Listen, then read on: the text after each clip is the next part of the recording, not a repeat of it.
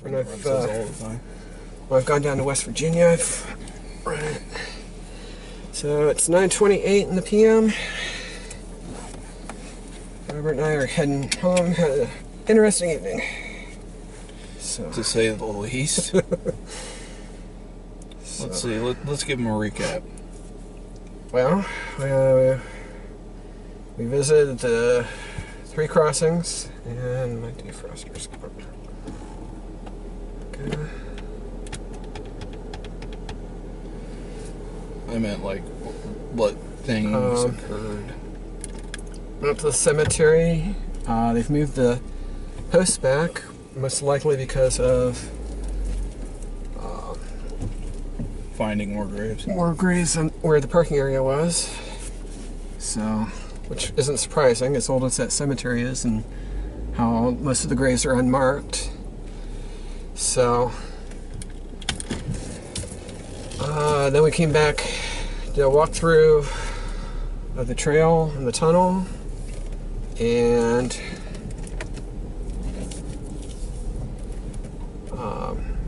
had some weird spikes every once in a while.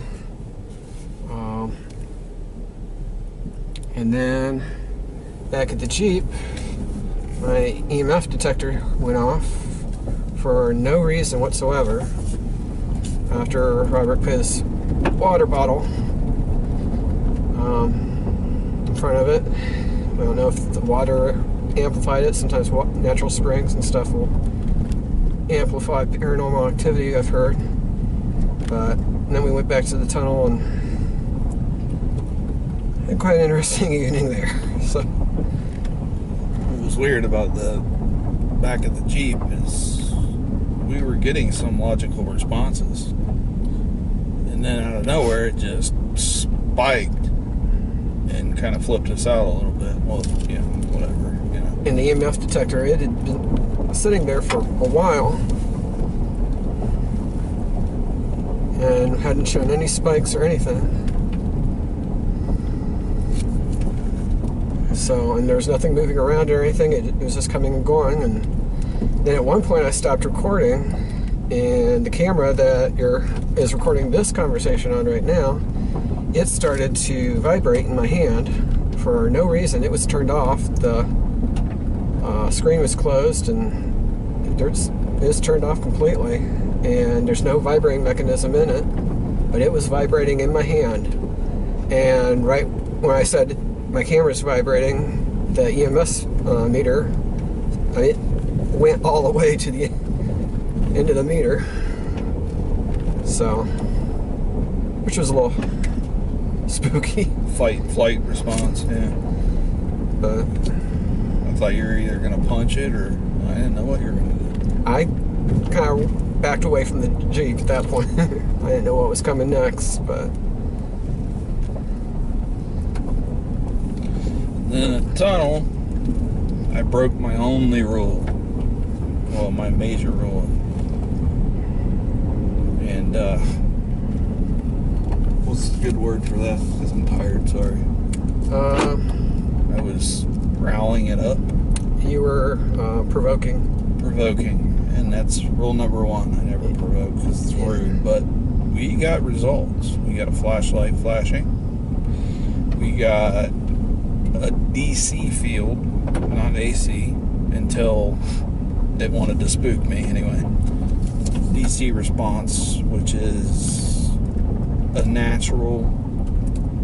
more natural current than AC. AC's man-made, DC's kind of Steady current kind of thing. Well, it's moving positive to a negative kind of thing, field. It's got its own field, basically. But so it was jumping from 1.4 to 1.9, and then the flashlight started flashing, and then right when I was like, have this meter do it, it frickin' peaked, and I almost jumped. I've been doing this a long time, and it actually was kind of thrilling, because I don't get jumpy like that very often. So didn't run, but I was like, holy crap, nice. Adrenaline kicked in a little bit. And then there were a few times when you were provoking it that, I could feel my back it just started tingling like crazy. Yeah, mine did too. And I know I felt that feeling on previous trips. I've never mentioned it before, but I've had that feeling on previous trips, and I just never mentioned it because I didn't know if it was my imagination or what, but you're feeling it at the same time. Well, I would definitely say that's a personal experience, except for we have scientific proof to back it. We were showing a tri-field, which is not AC. It's tri meaning 3, so it's one of 3 fields. It's AC, DC, or subscalar, which is like in between fluctuations, and look it up. Anyway, Yep. So, but the meter that I was using, I had the AC part turned off. So it was definitely DC or the tri-field, the 3rd field, which makes me believe maybe actually it was, because when we turned the SB7 on, which really wasn't using it as a communication device, but using it as a frequency inhibitor, so we could hear it or whatever, it started pulsating. Boink, boink, boink, remember? Mm-hmm. So that tells me it might have been a tri-field, like the 3rd field. Your flashlight was acting up crazy too. Yeah, and it's not even, it's a circuit flashlight. It's not a moving parts flashlight. It's, you know what I mean, like a electrical switch on it. Mm-hmm. It's not a click switch. So something was affecting the resistors and logic chip in it, causing it to flash. And what was weird is it was flashing at the kind of the same beacon rate that was coming through the SB7. It was definitely interesting. But then I'll let you tell them the last thing that happened. Well, there was those 2 visitors that came through, and they claimed they saw somebody down at the east end of the tunnel. Didn't say anything, but they went up the hill or something, but... Well, I called bullcrap on it, basically. I didn't say that to them, but... So I walked down to the end of the tunnel with them, and they're like, well, it was we both over did. there. What's that? We both did it. Yeah. Time. Well, the first time, when you were kind of watching my back, which thank you, but Yep. because we didn't know them, which I would have karate chopped them. But anyway, so I was walking down there, and he pointed where it was at, and I flashed the flashlight up there, and rocks and dirt came down the bank, like something or somebody had run up there.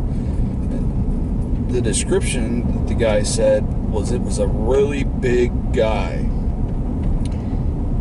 And he was dressed kind of like we were, which there was only us 2 here, so I don't know who that guy was. The guy that was killed in the tunnel, Rastus Dexter, he was supposed to have been a really big guy. We should have asked them if it was a white guy or a black guy, because Rastus Dexter was black. It's a white guy? Okay. Yes, it was a white guy.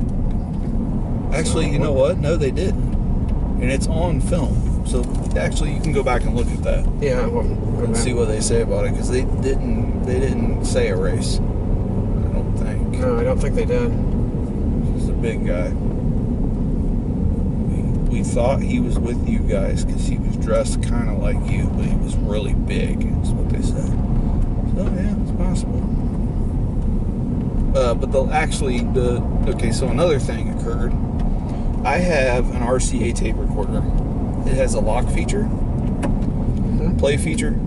You have to hit play twice. You have to pick the track and then hit play again. So that's actually 4 things you have to do to get it to work, okay? And it just turned on, and it was dead. 100% went dead, shut itself off, and I put my stuff away in the bag, and it turns itself on, and it turns itself on to the beginning track, and I've recorded 4 or 5 different tracks. It turns itself onto the beginning track, which it's only supposed to turn itself onto the last track that was recorded.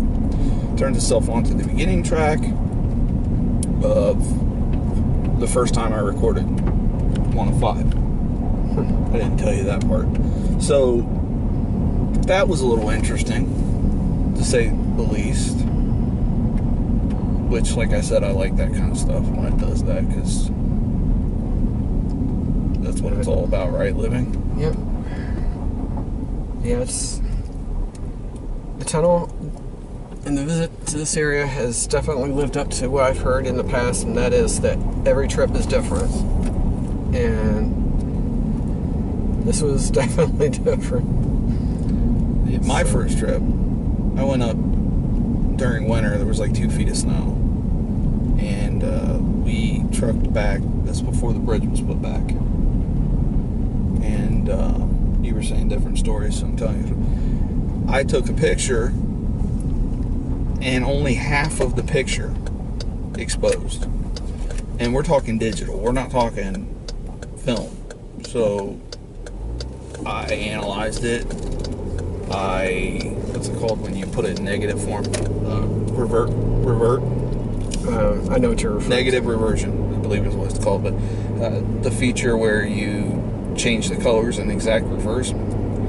And whatever it was on the perfect left side of the picture was a solid black mist with, well, not 100% solid. There was a couple areas when I reverted it that you could see where someone had spray painted the wall behind it, but it was definitely a mist. And I still haven't been able to figure out what. I mean, there wasn't a strap in the way, because you can tell a strap, because it has like a light kind of curving around it a little bit. Mm-hmm. I don't know, I can't figure it out. What was your experiences in your last little trip before, or whatever? Well, the first trip, nothing really happened, and I had me wondering, although I did have a lot of things where, I was able to debunk stuff, like people hearing train noises, and I could kind of hear that in the white noise effect from the sound of vehicles on the road echoing through the tunnel. It's like a pareidolia almost. Yeah, I mean, you're in a tunnel, and trains used to go through there, and for me, I started listening to this noise echoing through the tunnel, and it started sounding like a rapidly chugging steam engine. So if someone's not aware that there's a vehicle out on the road going past, and they're like, down at the other end of the tunnel or something, you could hear, you might think you're hearing a train coming through or approaching. There was that crane I saw down along the river that time, that I at first thought was somebody in a white dress or gown, and turns out it was just a large crane walking along the river. That someone could easily mistake that, especially like in the evening or at night. And if they get spooked and don't investigate it and see what it really is. But then the second time that was in May 2012. The second time I went down was July of 2013, and I went down that morning, and when I was down at the other end of the tunnel, like earlier this evening, I started having this feeling like someone was coming up behind me. And at the same time, my camera was recording on the other end of the tunnel, and that's when I got the faint breathing sound near the camera. And then also when I was there, I would hear, there at the west end, I was hearing what sounded like something coming down through the brush outside. Right as soon as I would step out of the tunnel, right as soon as I got right to that edge of that portal, sound immediately would stop.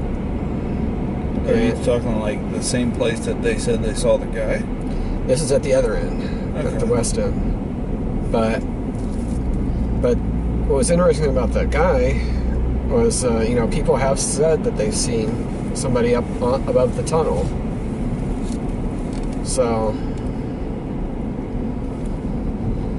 and it's also down there at the west or the east end there too, where someone supposedly got a picture of somebody standing there. Granted, they never had it analyzed or anything. You can't really say it was paranormal because it's just a shadow of someone standing down at the other end of the tunnel. But, you know, that's where that happened, and that's where those folks were saying that they saw somebody tonight. And then,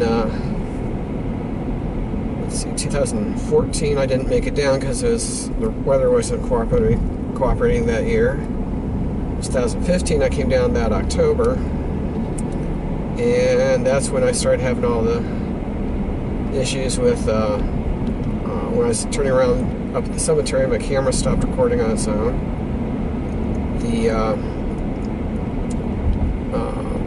Then down at the tunnel, batteries started failing or acting up on the lights, or in the flashlights and the lantern.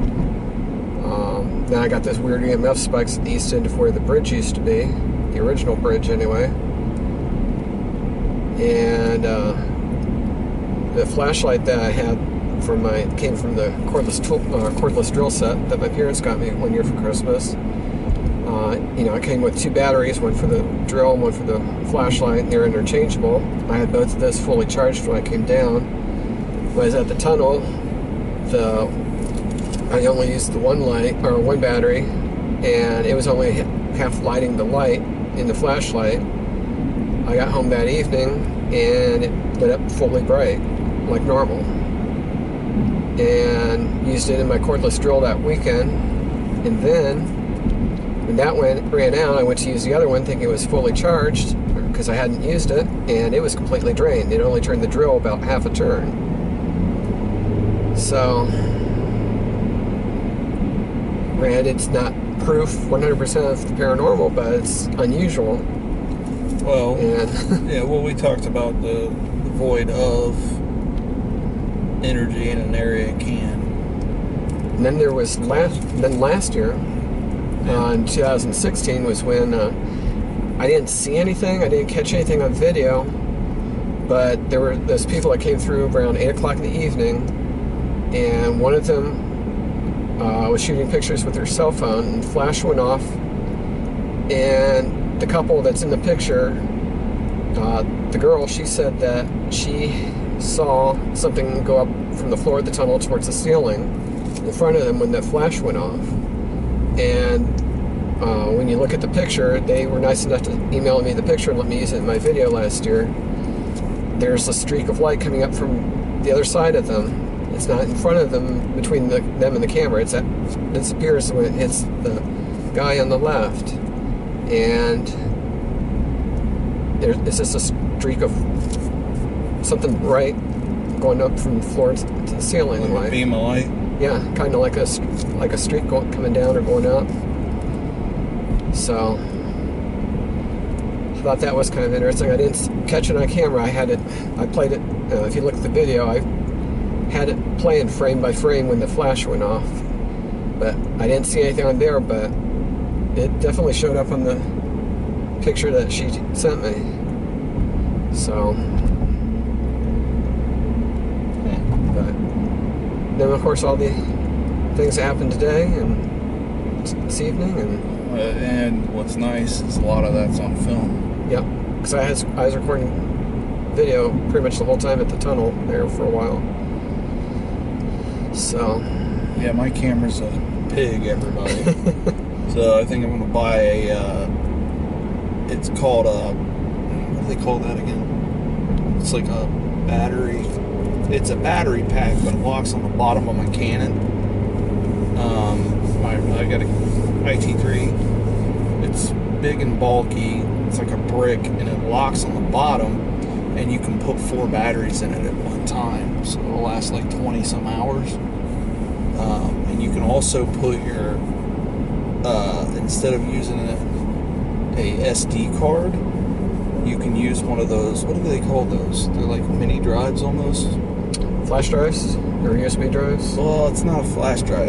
What do they call that? It's kind of like a SATA drive, but it's really super small, and it locks in the pack. And it's a solid state, like a USB flash drive, but it's the camera version of it. I don't know, but it goes in the pack too. They're expensive, but you can get like terabyte ones if you want, or which who's got $4,000 for that? But yeah, but you know, 250 gig one would be fine. I got a 62 gig SD in it, Action 10. We only used half of it tonight. Although it's not like I could record very long. But my battery's being friggin' drained. yeah. The one's brand new. That's weird. It's supposed to last like 3 hours. It lasted what? 40 minutes? Something like that. And that's without the screen on and the extras on, and it's supposed to last 4 hours. But I don't know what's going on.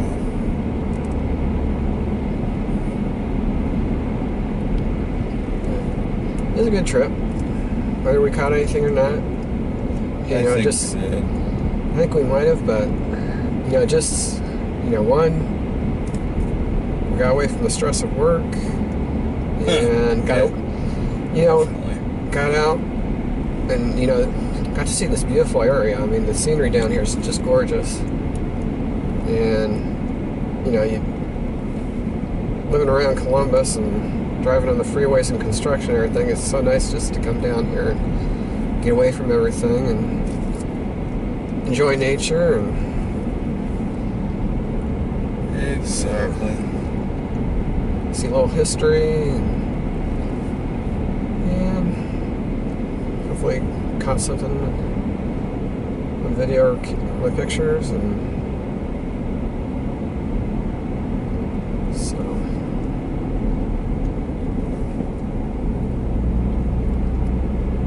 it was interesting too. Back when I first came down here, I did 5 paintings of the Moonville Tunnel, 2 from inside, 2 of the west portal, and 1 of the east portal. And my nephew, he's into trains, which is cool because his other uncle is a conductor for Norfolk Southern. And then he's got me, who not only do I have a big layout in my basement, I also go out rail fanning and everything. So he always loves to visit, or when I'm visiting him and everything, and he also loves art. So he saw me taking that painting back in 2011, and then he saw me do the Moonville Tunnel in 2012, 5 versions of it, and he actually did a painting or a picture of his version of the tunnel. Nice. So he's kind of taken after me. He's a huge Bob Ross fan too. So the guy can paint. Oh yeah. He would have loved coming down on a trip like this with all the scenery and everything. It's like Bob Ross said, he always liked to hunt with a camera. And you come down to some place like this, if you're into even just taking scenery pictures, you got to have a camera with you all times, even if it's just a cell phone. It takes good pictures, but so thankfully no construction on this road this time. Last year they had construction, and it's kind of spooky. There's one bridge where it was one lane and they had the automatic traffic lights at both ends. So stopping in the middle of the evening with no one around, it's kind of creepy. Thankfully no wildlife out. Last time I was down here, I saw 3 deer on the road in 3 different spots, and then he had a dog. That dog was pissed with me. I blew the horn to get him away from the road, and he just came running right at me. So,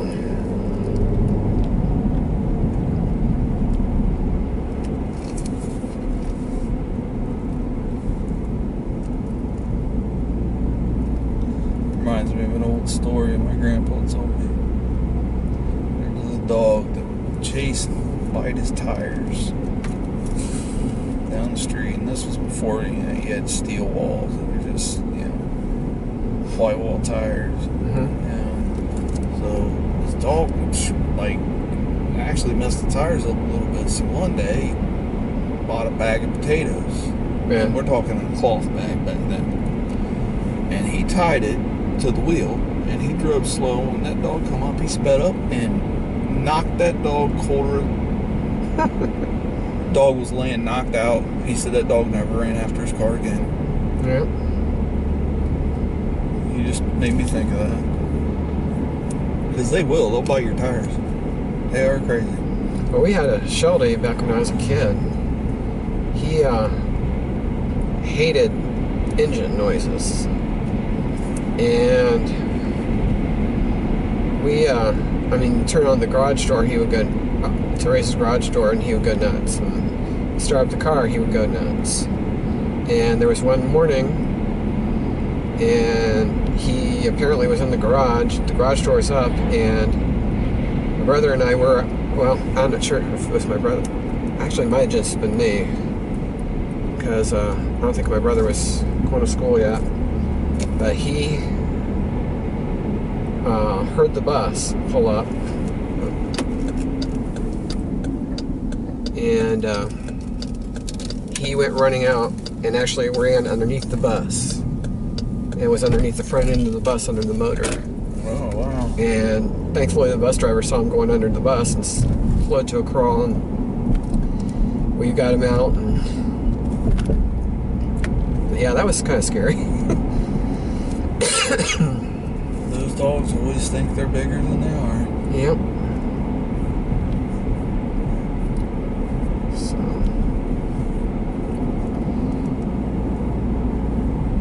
Oh, wow. There was a hearse in that garage. Oh, nice. Creepy. That would be an interesting vehicle to take to Moonville. Show up in a hearse.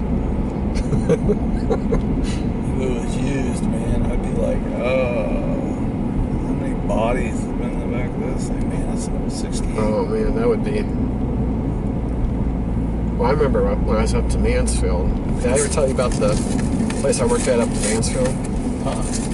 Yeah. Sorry. Yep. Anyways, the place I worked at was called Universal Digital Communications. They're not in existence anymore, but they we were housed in it was a Victorian mansion that was made into offices, and it had a newer section added onto the back of it. And both the original house and then the new section had a basement in them, and basement part under the old house, I swear it was like something out of a horror movie. But and I kept telling myself that, but there was always this feeling that someone was down there with me anytime I went down there. And I distinctly remember getting the impression that there was a man in a gray suit down there. I don't know why. It's just what appeared in my head when I was down there, and I had this feeling that someone was coming up on me all the time. So, towards the end of my job there, I was down in the news section doing backup tapes, and our HR office, or our HR lady that we had for the company, she had her office down there at one point, and she was down there, and we got to talking, and she mentioned about how she didn't like going into the old part of the basement under the original house. And I asked her, well, why? Where are you feeling? Why don't you like to go down there? And she indicated this one area, same exact area that I felt uncomfortable in. And I asked her, well, why don't you like going back there? And she's like, well, that's where they used to keep the bodies. And I was like, what do you mean where they used to keep the bodies? And she said, well, the house at one point used to be a funeral home. And where I felt uncomfortable was where they used to embalm the bodies. So, It's an imprint. so needless to say, after that, when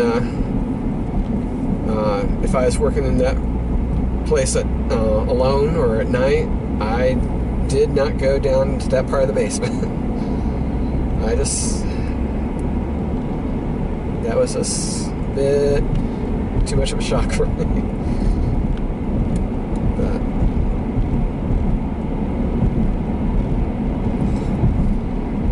so, anyways, I think I'm going to sign off. It's about 10 o'clock. We're heading home, so hope you folks enjoyed the trip.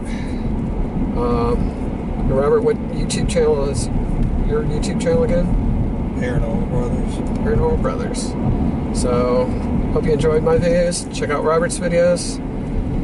And I'll catch you all later.